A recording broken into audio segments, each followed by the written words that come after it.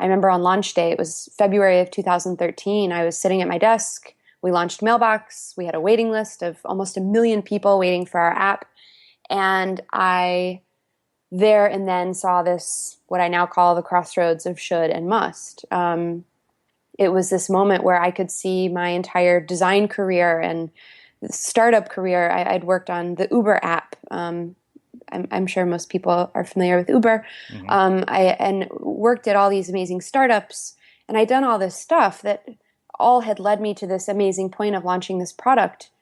But I had no idea what any of that had to do with my dream of painting in a white room.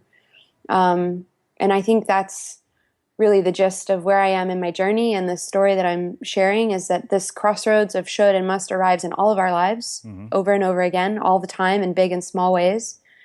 And I mean, like, let's look at that day, right? Like, peak of a startup, and also this kind of fledgling, bizarre expression of wanting to paint.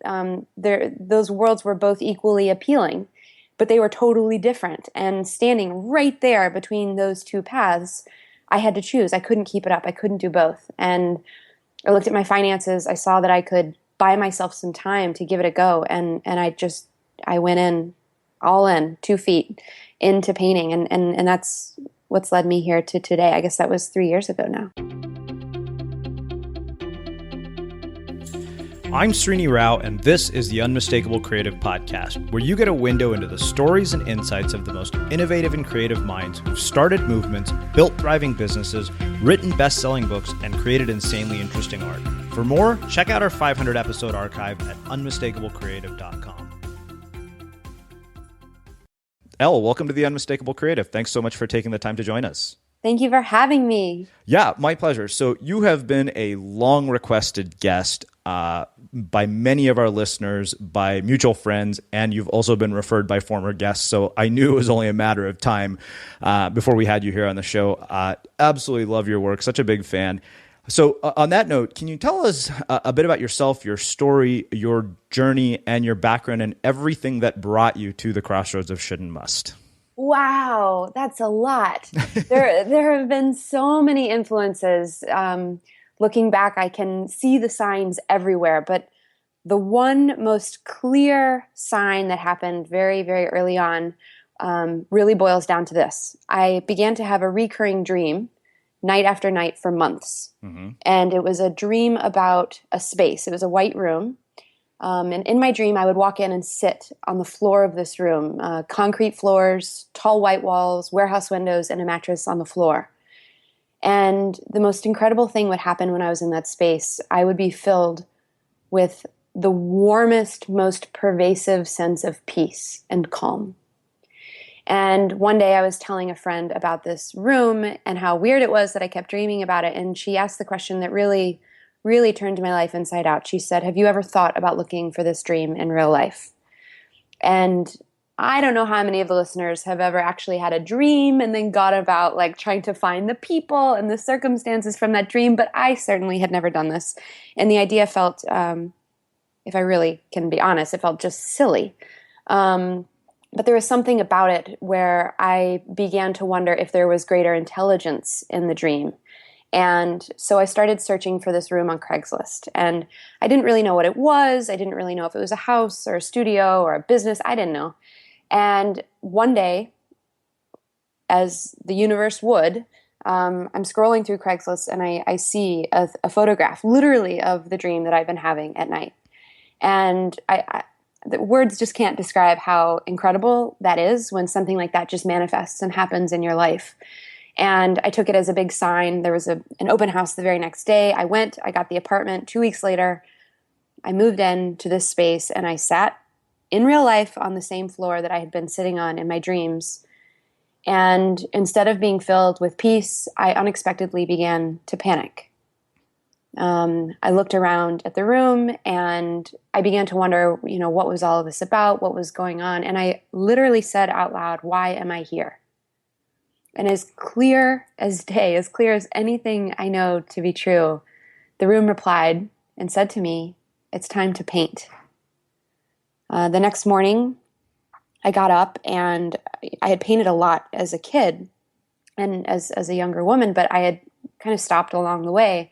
I decided to rebuild my painting toolkit, and I started painting in this white room, and literally, I mean, had no idea what I was doing, but I just felt inwardly deeply compelled to do this thing.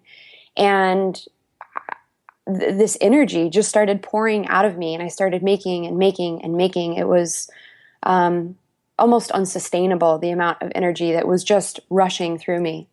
And around the same time, the only small detail in this whole story is that I also had a full-time job. I was working at a startup in San Francisco called Mailbox, and we wanted to revolutionize email on the iPhone. We wanted to change the game, and I was working with this incredible team. And I got to a point where the Mailbox work was going so phenomenally, so beautifully, and the painting was also feeling so amazing that I remember on launch day, it was February of 2013, I was sitting at my desk. We launched Mailbox. We had a waiting list of almost 1 million people waiting for our app. And I there and then saw this, what I now call the crossroads of should and must. It was this moment where I could see my entire design career and startup career. I'd worked on the Uber app. I'm sure most people are familiar with Uber. I worked at all these amazing startups, and I'd done all this stuff that all had led me to this amazing point of launching this product. But I had no idea what any of that had to do with my dream of painting in a white room. And I think that's really the gist of where I am in my journey, and the story that I'm sharing is that this crossroads of should and must arrives in all of our lives over and over again, all the time, in big and small ways. And I mean, like, let's look at that day, right? Like, peak of a startup, and also this kind of fledgling, bizarre expression of wanting to paint. Those worlds were both equally appealing, but they were totally different. And standing right there between those two paths, I had to choose. I couldn't keep it up. I couldn't do both. And I looked at my finances. I saw that I could buy myself some time to give it a go. And I went in, all in, 2 feet into painting. And that's what's led me here to today. I guess that was 3 years ago now. Wow. No, 2 years ago. Okay. I want to go back to before the dream. We'll get to everything you just said, but I want to talk about the journey that happened before all of that, you know, working at the startups that you have, working at IDEO, and all the things that have led you to that point. I'd like to dig deeper into some of those because I feel there's so much more there in uncovering your story and you know, some of the lessons that you've brought from all of those and some of the childhood influences and people that have shaped and influenced the way you see the world. Cool. Let's do it. So, I mean, talk to me about the early childhood influences. I mean, how do you get to the point of getting to do all these really cool jobs? Because, you know, when I looked at your background, I thought, wow, she has gotten to do some of the coolest work ever. And she's gotten to put her thumbprints on things that anybody would sign with pride. Wow. Thank you. Okay, let's see. Well, again, it comes down to this like kind of intelligence beyond our individual selves. When I was in college, I really was making a lot of art, but I felt like I should go to law school. And I took the LSAT like so many times. I had good grades. I was an English major, and I was also doing a lot of art, but I don't know, it's just something about it. Like the art never registered, you know, it was like, you should go to law school. I come from a family of lawyers. And so it just seemed very logical. I guess it's the world I understood. And I didn't understand what it meant to be an artist. And that also actually sounded very scary. And so I applied to 9 law schools my senior year of college. And I was, in the universe's great gift to me, rejected from every single law school. And to be honest, I don't know how it's possible. Like, maybe I didn't have like good enough grades to go to the best school, but I certainly had decent enough grades to go to like the lowest school on my list. But it was like the universe just said, "Hey, Elle, thank you for applying to all of your law schools. We know this took you a lot of time to write all these essays, but you know, if you get into one of them, we know that you're really going to go. And that really is going to set us off by like 10 or 15 years. So can we just avoid that? And can we just tell you no? Because what happened is the minute I was rejected from all those schools, I took a look at my life and I was like, I've slept in the art studio for the last 3 days, and maybe I should actually be serious about this art business, this art thing. And so I applied to 2 art schools. I got into both. I went to art school. I did just stuff that came intuitively. I was in film doing, I don't know, all kinds of things, graphic design, typography, illustration, all kinds of wonderful things at the Art Institute of Chicago. And at the end, I learned about this company called IDEO, where you can basically go and do all different types of things. Like they're a company that believes in diverse skill sets to make really amazing teams and amazing products. And this was the first time I learned about this idea of innovation and disruptive innovation, primarily being based on this idea that through diversity of teams and of practice, we can actually kind of open up the floodgates and let the creativity come into our work and our process. And so I applied to this thing called IDEO through IDEO.com. I applied online, and I put together like a really wild, weird collection of just the kind of experiments that I was up to in life. And I got a job there. And IDEO I don't know how I got a job there. I think IDEO is like one of the coolest places in the world to work. And it's like the type of place that you pinch yourself every single day. So your question was about, I think I'm headed there. How did all these things kind of happen? I think they happened because I kept just putting forward really raw work that didn't really proclaim to have the answers, but really just surfaced the questions I was grappling with. And I think people just liked my questions. And I think people said, me too, me too. After IDEO, I wanted to get more into startups. So I just started pitching app redesigns for different startups, and Uber was still really young and they were in San Francisco. And I walked right up to Travis at a bar and said, hey, my name's Elle. You don't know me, but you should hire me to redo your app because I use it all the time and I really don't like it. And he hired me on the spot. And I think it has been a very rewarding journey to just say, this is what I can do. This is where I am in my work. And that's really kind of opened all the doors for the different teams that I've had the opportunity to be a part of. So, you said something at the very beginning of that. You talked about tapping into an intelligence that's greater than yourself when you were making art as a college student. And I'm really interested in your perspective on how we start to do that in our own lives. Oh, that's such a great question. I love it. So I was at dinner last night with some friends, and there was maybe some wine involved. And I started kind of ranting about this idea. So in the spirit of experimentation, I don't know, maybe you can help me work through this today. So this is kind of how I'm thinking about it right now. I think that, like the other day I was walking and I saw this tree. I'm in New York right now, and all the trees are beginning to bloom.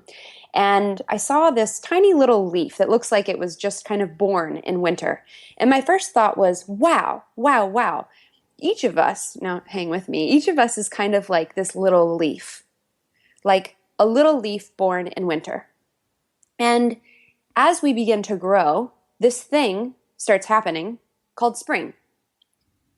But as a leaf, if all you've ever known is winter, spring can be very overwhelming or even scary.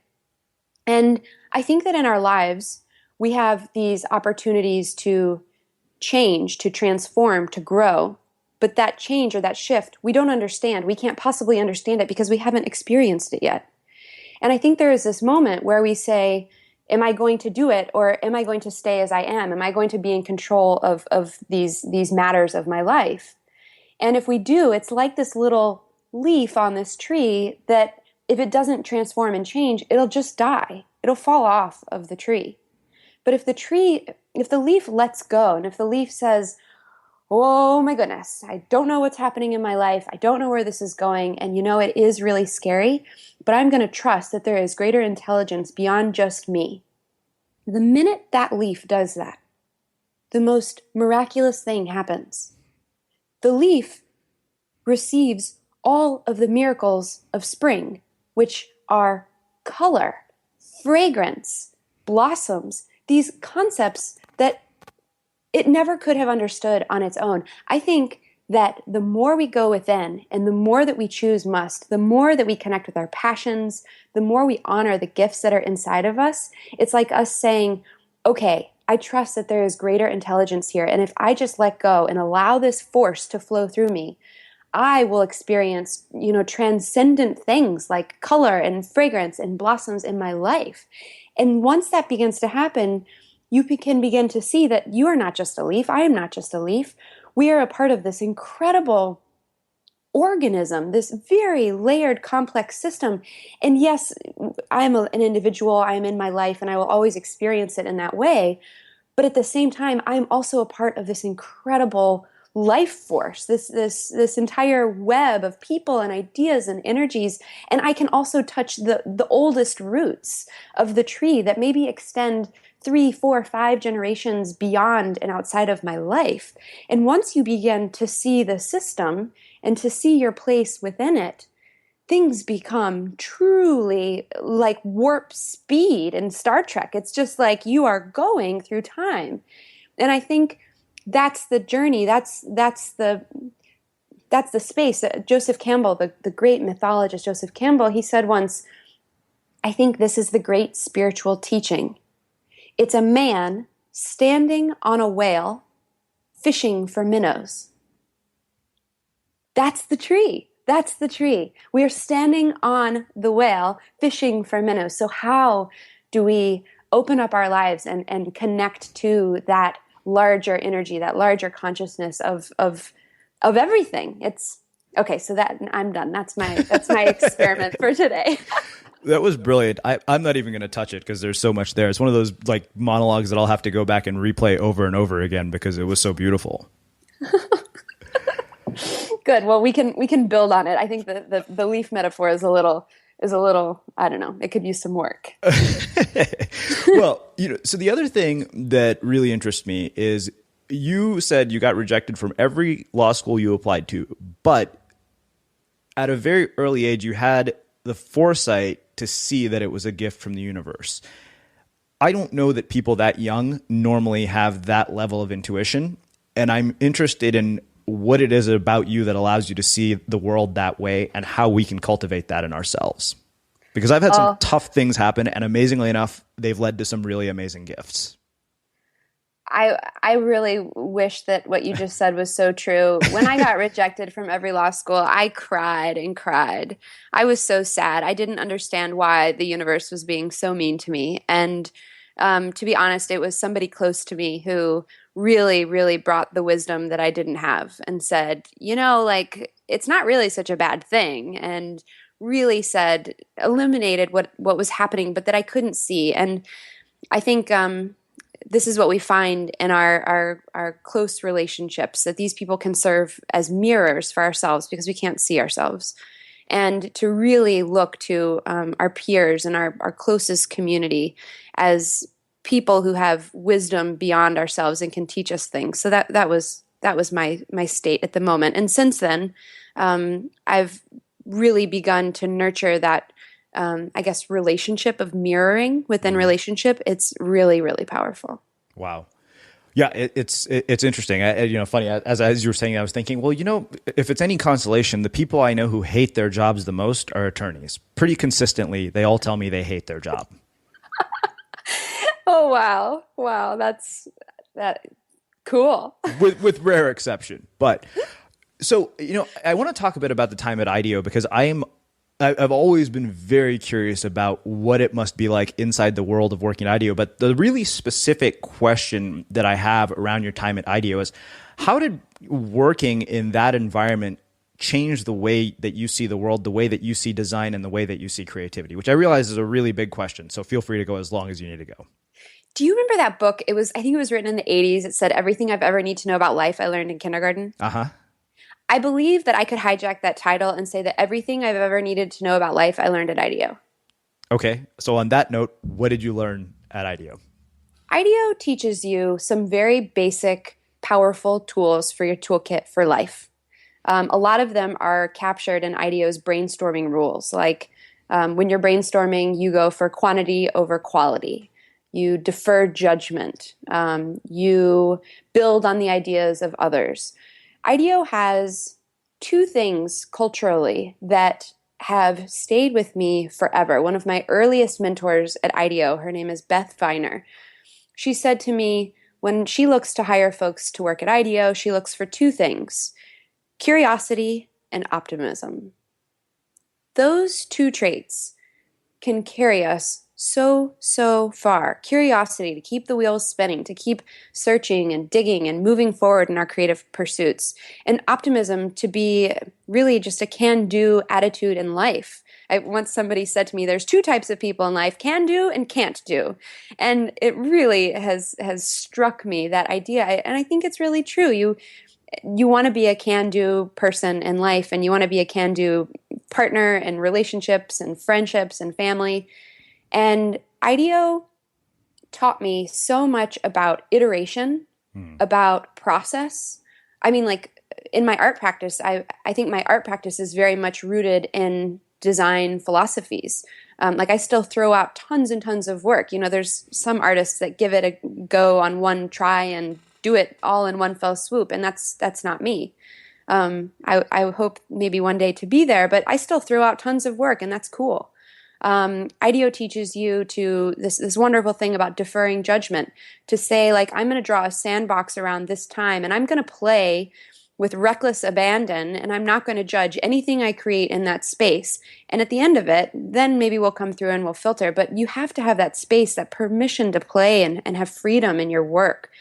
Other things at IDEO, I think one of the biggest things about IDEO is that I learned was collaboration and the importance of a team. Here's a strong opinion, loosely held, which is I don't think any of us can do this alone. Period. You have to have a team. You have to have a community. You have to be a part of something. Maybe it's a group of folks, you know, reviewing paintings on the weekends. Maybe it's people to read your blog post before you publish it. There is so much wisdom in the community, and to be able to riff off of and bounce off of and mirror one another through our teams, it's where 1+1 adds up to infinity. IDEO really taught me, you know, whenever anybody says, "Oh, you designed the Uber app," Mm-hmm. I always say, no, I was fortunate enough to work on a team of people who designed the Uber app. And that's a huge mental shift that I was able to make really early on. It's never about me. It's always about the team. It's interesting to hear you say that, because, you know, you look at the artwork on our website and all the things that happen creatively, and I'm like, yeah, I can't take credit for any of that. It's all people who have far more skill and talent than I do.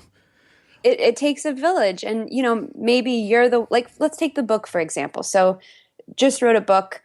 Yes, the words are mine. Yes, the illustrations are mine. Yes, the design is mine. However, I have an amazing editor that I get to work with. I have a designer at the publisher who I get to bounce ideas with. I have a guy whose entire job is to fall in love with paper and pick the most perfect paper for this book. There's printers and press people and logistics folks. And I mean, there's like hundreds of people involved in a book. And so I keep saying, we wrote a book. We made a book. Mm-hmm. It's like we all made this baby and brought it out into the world. So even something as simple as that you would think of as like, it's my book. No.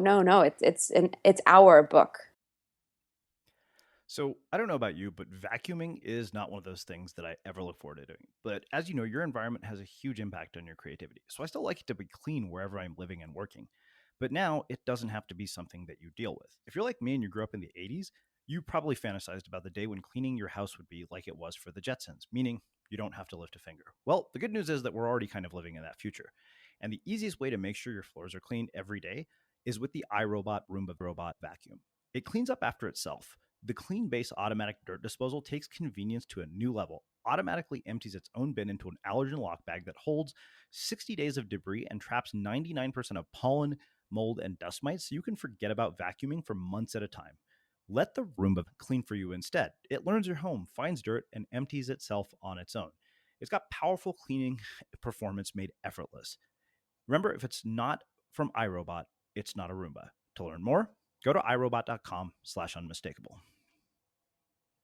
Yeah, it's funny. We're working on a writing project called The Compass, and it's a collaboration effort between multiple people. And it makes me think of one of the chapters, which was inspired by me attempting to do a yoga class. And non-pretzel humans can't do all the poses, and apparently, if you can't do the poses, the instructor will come over and hand you a block. And to me, that was such a profound metaphor. I thought, anything of great significance is accomplished with the help of other people. Sometimes you just have to ask for a block.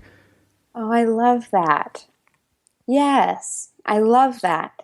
And I'm still not a human pretzel. um, one of the things that you said about the time of IDEO was this idea of curiosity, optimism, and sort of reckless abandon. And the reason this came up is there's a book sitting on my desk called What It Is by Linda Berry. I'm not sure if you're familiar with her. She's a cartoonist, and Austin Kleon had mentioned her to me when we had him here on the show. And she writes about all the things that we stop doing as we get older, like making art, like dancing, like singing. And if we do it, we do it in private. I'm really interested in why you think we lose that sort of childlike curiosity, optimism, and reckless abandon, and how you start to get it back as an adult if we aren't as fortunate as you were to work at a place like IDEO. I feel like, okay, imagine that your body is a pipe, and imagine that there is this water just rushing through your pipe, like from your feet all the way up to your head. It's just rushing through like a river. There's something about society that as we get older, and I would say that it's the shoulds of our life. Mm-hmm. The shoulds, it's like a wrench that we wrap around the pipe. Imagine it like right at the neck. And it's this action of beginning to tighten the flow that's running through that pipe. And we tighten it and we clamp it down and we close it up until the water no longer flows. And I think the process of reversing that action is really looking at the shoulds of your life and saying, cool, I no longer want this to divert or to clamp or to in any way inhibit this flow from running through my life. And it's about opening up that valve and beginning to stretch it and let it go. And I mean, this is one of the cool things when you see people who've really been living their lives in should for a long time. Wow, when you begin to open that valve and let the water go through, it is a lot of pressure that's been building up, on the other side. And it comes through and it begins to flow through our lives. And this is what I think I began to feel when I started painting again. It was this pressure that it didn't go anywhere. It didn't dissipate. It just erupted. And I think that society, in theory, really wants us to be these, flowing pipes. But there's something about should, unfortunately, whether it's society or the community in which we're in, maybe even the time in which we're born into. There are so many things that can divert that energy in other ways, and becoming self-aware of it is the first step so that we can let that water keep flowing. So 2 things. How do you cultivate the self-awareness, and how do you trust that flow? How do you cultivate self-awareness? Well, one of the things as I think about should and must, we kind of imagine should and must going in opposite directions. There's one image that I feel like I missed in the book, and I wish I could just post-it note it in there today. Should and must do go in opposite directions. However, oftentimes the best way to get to must is by understanding should first. Because should is this thing that takes us away from must. It goes in the opposite way. It's sort of like a girlfriend of mine said the other day, Elle, you seem really scattered. And what she meant was literally I had energy going in every direction. So it was hard to laser beam focus on what was right in front of me. Scattering your energy or becoming unscattered is literally like collecting it all and kind of coming back to center. And so if you want to get to know must, if you want that energy to be flowing towards the creativity, the passion, the projects, spend time getting to know should. And in the book, I outlined a couple of examples. One of them is as simple as grabbing a piece of paper and writing your shoulds down. You should fill in the blank. You should never fill in the blank. These are oftentimes belief systems that we inherit early on in life. You should know better than to. You should not. Fill those in on a piece of paper. Take 10 minutes. Do it. And then line by line, go through that list and ask them 3 questions. The first, where did you come from? When did I first meet you? You can look at the first should. The second question is, when did I begin integrating you into all of my decision making, and do I want to keep holding on to you? And the final question is about, do I want to keep this should in my life? Maybe the answer is yes, actually, this is something that's really hard, but I want it in my life. And then that should ceases to be a should and becomes a must. Or you can say, this thing has served its purpose, its time is done, and it's really getting heavy to carry. And that's when you set that should down. And that is a powerful moment, because the more we scrub away at the shoulds of our lives, the more space we make for the energy going towards must. And there's a bunch of other examples in dealing with should, but I would say for people who want to get more in touch with should, a really brave, courageous way to go is to say, I'm going to go and look at these shoulds. I want to bring self-awareness to where I don't want my energy to continue to go. Because often those things are camouflaged and they're kind of mixed in. And that's why they're tricky to find. But once you begin clearing space, you begin saying, okay, now I've got energy, now I've got time. What do I do with it? And then that's where you begin to step into must. So the book talks about all kinds of things. From one of my favorite recommendations is to have people call their mom or call somebody who knew you when you were little, because nowhere is the essence of must more purely exhibited than when we're kids. It's just this wild, free flowing spirit. And call your mom or someone who knew you when you were little and ask them to tell you stories about what you were like. And take notes, because those stories contain some of the earliest seeds of our must. Another great tactic this is actually a tip from IDEO, is to build a toolkit of unconventional tools that you keep in maybe in your home or next to your desk, wherever you work, and fill it with all kinds of things that inspire you to play. It could be wigs or pipe cleaners or scissors and construction paper. It could be photocopier paper, anything. Just fill an unconventional toolkit of parts and then keep it next to your desk. And when you need a break or when you need to shake things up, literally grab it and start to play. And the answer will come, because the brain is brilliant and it works these things out as we do our work. And it will come up with a solution. It will guide you somewhere, and just stop and play. And that was one of the great joys of working at IDEO, is it's a culture who takes their place seriously, and you can see it in the work. It's fantastic. Wow. Yet another monologue that I will have to go back and play over and over again. And I have actually done that exercise, and it was very, very revealing. It was also very therapeutic. Lovely. I think that's a great word for it. There are a lot of really awesome therapeutic tools out there in the world. When I grew up, there were all these stigmas around therapy and self-help and counselors and coaches. And what I see happening in the world right now is that that's really shifting. It's so exciting to see young teams bringing in coaches to work with everybody on their team. At IDEO, we had a woman whose entire job was to teach people a tool called the Enneagram. It's a personality typology tool. There are all of these amazing ways that we can get more in touch with what's happening in our inner psychic world, which really drives the whole ship. And the more we can go within and the more we can address that and become aware of it, the more space we create in our life for must. And I think it's a little tricky sometimes for people who, maybe don't enjoy thinking about those kinds of things or wanting to do those kinds of things. The coolest way I've thought about describing this, and this one really works. We all a lot of people go to the gym and have trainers and spend time and money on having a trainer at the gym, right?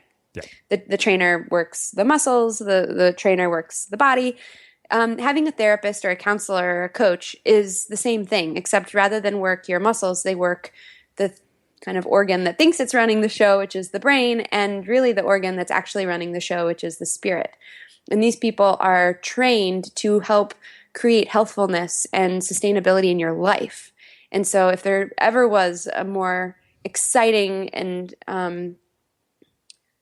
inviting way to think about how we think about self-help and growing, I think that's a really, really good analogy for the type of strength and power and all of the amazing things that come from working out. Like you can do that to your mind, which is how you perceive and understand of the world, which is incredible. You know, it's funny. I read that section of the book and it very distinctly stood out to me because I had never been into a therapist office until the last year. And I remember thinking, wow, what the hell took me so long to get in here? I should have done this a lot earlier. This is actually pretty useful. Oh, it's so useful. Thank you for sharing that. I love therapy, and I can talk about it, all the time. My friends are always asking to hear therapy stories because it's just such a gift to give yourself. Now, therapy can be expensive. Some therapists have sliding scales. Well, they'll work with different people. There are a lot of different ways to kind of get therapeutic help in your life. And I see psychological health as being one of the greatest gifts that we can give ourselves on an individual basis, because then it affects not only our creative projects, but it affects our entire life. It affects quite literally how we see the world. I hope that through this book and through talking about it, more and more people begin to think about therapy and self-help in this very exciting new way. So that actually raises a question for me, one that I've asked a handful of people. Throughout this entire journey of yours, have you had any really sort of dark or rock bottom moments where you're wondering how the hell it's all going to work out, or you're mired in fear, panic, and anxiety? Totally. I somebody asked me 2 weeks ago, she said, what's the relationship between choosing must and desire? And I thought it was such a brilliant question because, sure, maybe your passion is, I don't know, maybe passion is something that you really desire and something that you really yearn for and you want to go for. And you go for it. What if your passion or your calling leads you to a door that you actually are terrified to pursue? And I actually think that when you're really close to must, it is scary. It is terrifying. There's something about standing nose to nose with this thing that you unavoidably, unequivocally have to do with your life, that when you know it, like in your gut know it, it's really scary. What if I fail? What if I don't succeed? What if everybody laughs at me? What if this is a horrible idea? And the vulnerability piece is a very good indicator that you are onto something. My therapist has this wonderful saying that she shares with me, which is, go where there be dragons. Therein lies your treasure. Wow. I love this. And I would say for anybody who is maybe not necessarily feeling a rock bottom moment, but maybe just feeling like, wow, I could never do that. I could never pursue that exact thing. I would say, take a second look. There might be wonderful gifts to be gained there.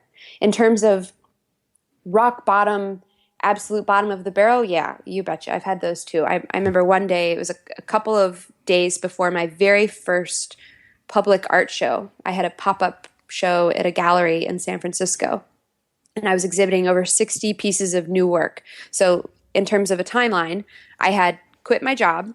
Everybody was thinking, why has she done this? This is such a horrible idea. Mailbox was really a great startup, like doing all kinds of amazing things. And now she's just painting in her room by herself. This is very strange. It was days before my first show when I had just a total meltdown of confidence. And I felt like I was about to, basically stand in a room naked with about 100, 200 people in San Francisco to come look at my art. And I remember writing all of those fears down and hitting post on a blog post that I wrote. And it's literally a wild list of the most horrific things, just one after the other, after the other, after the other, after the other. And I think when you look at those things, what I did in that instance was, okay, cool. Like, we've got two choices. We either keep going that way, or we have a new narrative. What's the narrative going to be? Joseph Campbell once said, when you think you're falling, dive. And I began to wonder, what is it about this show? What is the dive? What is that moment? And I realized that I needed to reframe what good looked like. In my mind, what good looked like was all these people coming and loving it. No, that actually wasn't it. What good looked like was mounting a show of 60 pieces of new work in a gallery. That was it. That's all I had to do. That was the finish line. So after we finished mounting all of the work, I remember standing in the space and looking around and thinking, I did it. I totally did it. And then when all the people arrived, it was icing on the cake. And what they thought at that point didn't matter because my goal had shifted and it was a much more important goal. Okay, I love this, and it's a piece that I wanted to get to. And I'm going to share something that I haven't shared on the show before because it reminds me of a lot of what I got through. In November of this year, I almost quit, and nobody knows that. Like, I almost thought about shutting the entire show down because I felt that I wasn't where I wanted to be. And it scared the hell out of me. And something kept me going. I think it was my must. Wow. Thank you for sharing that with us. So, you mentioned what was important, which is not what other people thought. And, the reason I brought this up, this is something that's been really of interest to me. There's a section in the book where you say, what if who we are and what we do become one and the same? And I asked Seth Godin this question about not taking the work personally, but taking it seriously. And the challenge that I have faced throughout the last year, as we've gone through successes and failures, some big highs and epic lows, is learning to separate my identity from my work and learning to separate my sense of self-worth from my work. And I'm wondering what your thoughts are around that and how we start to do that. Okay, admittedly, I can't even focus. I feel like you just shared something really big and beautiful with us, and I can we talk about it for just a minute? Yeah, absolutely.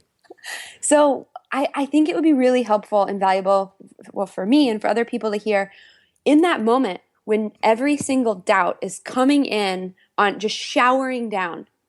Like, what is that? What is that moment when we think, wow, here I am, but I'm going to go. Like, I have to do it. Mm-hmm. Like, what was that like glimmer of hope or that thing that can you identify it in some verbal way, or is it experiential? I don't know. Funny enough, I was writing about this morning. I spent my entire 20s making decisions that led me to where I was at in my 30s. All of them were decisions based on ego, validation, and accolades. And what's funny is I never got any of the validation. I never got any of the accolades. Most people know I've been fired from every real job I've been at. And I knew that if I was going to end up in a very different place by 40, regardless of what the world around me thought, I would have to make very different decisions in my 30s. And that would mean sticking to where I want to go. And I'll share a quote, which this is what was brought up for me as you were talking. Somewhere in Neil Gaiman's speech that he gave at a commencement, I'm sure you've seen this. He says the words, "Don't walk away." Or he said, I knew as long as I kept walking towards the mountain, I would be okay. And I guess for me, the 6 simple words it all boils down to is don't walk away from the mountain. Wow, that is so beautiful. That is so, so beautiful. Yes, it's almost like we are the mountain. And I think that when you're really tapping into must and when you're really on it, your passion and your calling, it is us. How can you leave yourself? It's impossible. I feel like must is so rooted at who we are and quite literally why we're here, that there is something that even at the bottom of the barrel, even when you just want to throw the towel in and walk away from it all, you can't, because it's you. Mm-hmm. There's this, Paulo Coelho said this amazing quote once. He said, "We who fight for our dreams suffer far more when it doesn't work out, because we can never fall back on that age-old excuse, oh, well, I didn't really want it anyway," because we do want it, and we have risked everything to make it happen. And I think this is sort of the blessing and the curse of must. Mm-hmm. You're stuck with it. It's yours. It's your thing. And you can't leave it. And once you know what it is, and maybe it's not a particular way that it's manifesting, maybe it manifests as, a painting over here one day and a different painting another day, but this kind of inner knowing of your gifts and your talents, it doesn't go anywhere. It's always there. And I'm grateful that you have continued to walk towards your mountain, because it's a very big gift for all of us to be able to experience it. Well, I really appreciate that. And, it's interesting. As you're saying that, I can't help but remember a conversation that I had with a friend. And I may have said this before in the year. I said, I think I've done irreversible damage to my life and my career. And he said, I don't think so, but sure, whatever. And it's funny because once I started to stop telling myself that story, I started to see all the other possibilities. And they didn't go exactly how I wanted them to, but a world of things have happened in the last several weeks that I couldn't have planned or predicted that have been just absolutely magical. My therapist, Susie, says that that's what happens when you're really on it, is when the synchronicities start to happen, and they start to happen at a greater frequency. They begin to unlock. It's almost like you're just going through your day, and it's like door unlock, door unlock. My friend and I, we have this kind of telltale sign, which is, of course, of course that person would arrive on the day that we were talking about potentially wanting to write them an email. Of course, this free ticket to this museum would drop into my lap. Of course, it's like the ridiculousness of the magic of the universe. And I really think that once we get into the river of must, the whole world says, we want you to do this. We want you to follow this passion, because it makes the whole system better. And it's sort of like wind at your back that just helps you as you go. So I want to ask you a question on that note. In fact, I underlined this passage from your book yesterday, and I put it on Instagram saying I couldn't wait to chat with you. And I want to ask you about this. It's here, standing at the crossroads of should and must, that we feel the enormous reality of our fears and expectations from others. And this is the moment when many of us decide against following our intuition, turning away from that place where nothing is guaranteed, nothing is known, and everything is possible. And what I want to know is why people decide against following their intuition and turn away from that place. What if I fail? What if the whole world laughs at me? What if it's no good? It makes a lot of sense. What if I can't make ends meet with my finances? It goes on forever and forever and forever. It's, again, my amazing mentor, Susie, to say, to step into that place of must, it feels like it's the place where you could totally fail. It's the place where you could lose everything. It feels that scary to go after what you really want and why you're here. And it feels like you maybe could die if you step into that gift, that passion. But it only feels that way because on the other side of that wall, on the other side of all of that, is total and complete freedom in your life. Wow. If you can just make it past that, it's like being in a video game. It's like, this is the final level. It's the final duel. And it's really you versus yourself. Once you deal with the shoulds of what society says you should do, what your friends say you should do, what, maybe advertising says you should or shouldn't do, the minute after you've dealt with all of the shoulds that they put on you, your last one is really yourself. And no matter how much help you have getting to that door, it's you by yourself crossing through that final passageway. And if there is one thing that I have learned in all of this work, all of it, and living it and writing about it and talking with others, it is this. Choosing must is the greatest thing that you can do with your life. And when you are standing at that door, I hope that those words will come into your head and you will trust that this process has so many gifts to give you if you'll just trust it, if you'll just let go, if you'll just step into that thing that really, really scares you, because that's must. And on the other side of that is the most incredible miracles of your life. It's like the leaf on the tree. They're all waiting. They're waiting, but we just have to understand that there's a greater potentiality with our lives, and to trust that that will manifest over time. Wow. You kind of got me at a loss for words, and that doesn't happen very often. It's really special to get to talk about all of this, and to, I mean, you're living it too, and you're going through it with your work. And I think that's the great thing about this. The cool thing about this work and this book is that so many people, the more we talk about it, they say, me too, me too. And so far it's been about, me sharing my journey, but now what's beginning to happen is there's enough time where I'm hearing about other people's journeys and what other people are doing and how other people are doing it. And then they're telling their friends and their friends. And I'm watching this work, these ideas ripple through the community. And like just 2 weeks ago, I gave a talk at Creative Mornings in San Francisco. And at the end of the talk, we did a Q&A, and this woman raised her hand. I didn't have my glasses on, so I couldn't see her, but she was on the far back side of the room. And she was really overwhelmed. And she said, I read your post a year ago, and I decided to step away from my job. And I couldn't see if she was crying, but it felt like the emotional intensity of that. And she said, a year ago, I read this post. I decided to step away from my job because I knew that my calling was to teach. I have always wanted to be a teacher.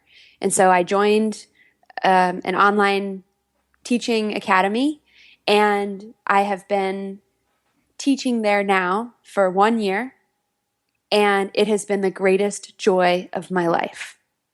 And today, I brought all of my students from my class. Wow. Those are the moments. And the kids were there. They started clapping. And those are the moments when you just stop and it just, wow. They were there. Now the fact that she has made that decision has empowered all of these students. And what must it be like to be a student with a teacher who loves their job? I bet she's an amazing, amazing teacher.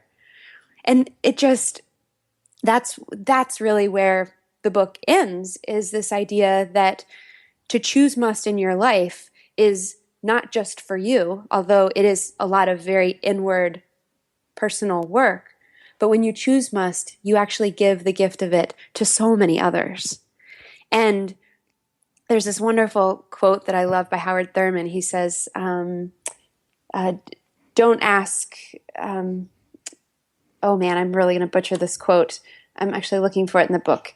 He says, don't ask what the world needs. Ask what makes you come alive and go do it. Because what the world needs is people who have come alive. Wow. Yes.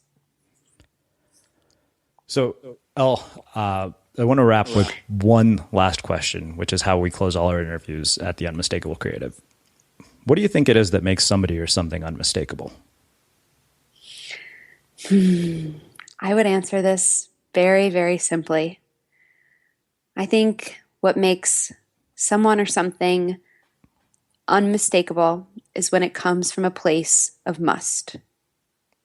Because there is something about work and action and intention that comes from that unavoidable, unmistakable place that's palpable. You can just feel it. You can see it in the work, the design, the words, the images. It's simply undeniable. Amazing. Elle, I have to say, this has just been mind-blowingly beautiful. Really, one of those conversations that I'll probably replay 100 times because I'd imagine there's so much inspiration and juice in it. I can't thank you enough for taking the time to join us and share your story and your insights and your journey with our listeners. Of course. Thank you so much for having me. This has been really a gift. And for everybody listening, we will wrap the show with that. Thank you for listening to this episode of the Unmistakable Creative Podcast. While you were listening, were there any moments you found fascinating, inspiring, instructive, maybe even heartwarming? Can you think of anyone, a friend or a family member who would appreciate this moment? If so, take a second and share today's episode with that one person, because good ideas and messages are meant to be shared.